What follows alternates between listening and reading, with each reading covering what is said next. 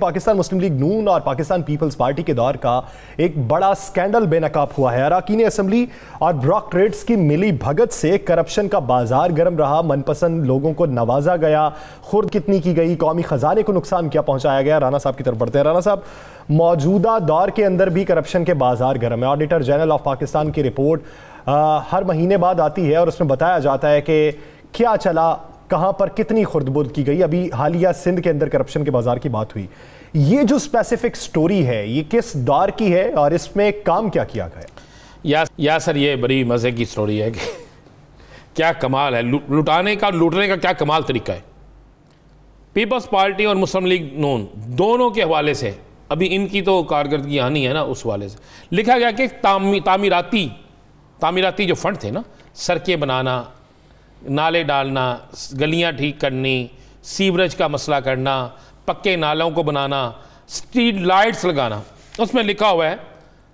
ये रिपोर्ट्स है, उस रिपोर्ट्स में ये वाज़ेह तौर पे आया, इस पर एक्शन भी होने जा रहा है। मैं आपको ये बताऊँ, इसमें आया है कि पंजाब के अंदर 5 शहरों को उस पर टिक मार किया गया है। पिंडी, लाहौर, मुल्तान, फैसलाबाद और गुजरांवाला और एक सियालकोट।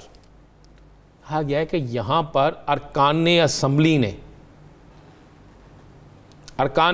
ने सरकारी फंड मुख्तलिफ हाउसिंग सोसाइटियों के अंदर लगाकर हाउसिंग सोसाइटी के मालकान से अरबों रुपए, करोड़ों रुपए हर लिए हैं। मतलब 25 का फंड है। कहा गया जनाब ये सड़क जो है, ये जो चीज़ है, ये गंदा नाला जो है, ये फलां जो चीज़ है जनाब, ये फलां हाउसिंग सोसाइटी के अंदर बना दीजिए। उस हाउसिंग सोसाइटी में वो पैसे, प्राइवेट हाउसिंग सोसाइटी में आप सरकारी बजट नहीं लगा सकते। वो लग गया। इन 5-6 शहरों के मतलब तो कहा गया है कि बेइंतहा किया गया है और उसमें सरकारी ब्यूरोक्रेसी साथ मिली होती थी। एक्सियन, एसटीओ ये मिले होते थे। एक जगह तो लिखा हुआ है कि एक एमपी ऐसा था जिसने बाकायदा, उस एमपी का तल्लक भी शेहूपुरा के पास से है। आजकल वो तरीके इंसाफ में, उस वक्त मुस्लिम लीग नून में थे। उनके अंदर लिखा है कि उन्होंने तो एक हाउसिंग सोसाइटी के मालिक से गाड़ी भी ली और बाकी फंड भी लिए, काम करवाया, गाड़ी तो लेंगे। और लिखा है कि एक्सीएन ने भी लिए पैसे, एसटीओ ने भी लिए। इसी तरह उन्होंने गुजरांवाला का तो यहां तक लिख दिया कि गुजरांवाला में तो 75% हाउसिंग सोसाइटियों पे काम ही सरकारी हुए हैं। स्ट्रीट लाइट तक गई। इस तरह का सियालकोट में यही, पिंडी में यही, मुल्तान में यही, फैसलाबाद में, सिंध के अंदर तो उन्होंने कहा जी कमाल ही हो गया पीपल्स पार्टी का।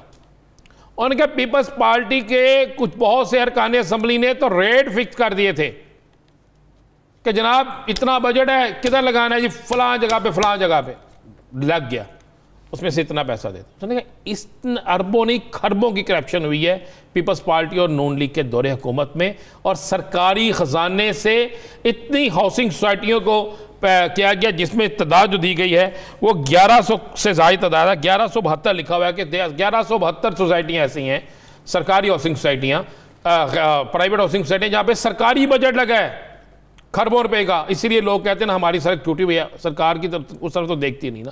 अगर वो किसी और जगह होती तो।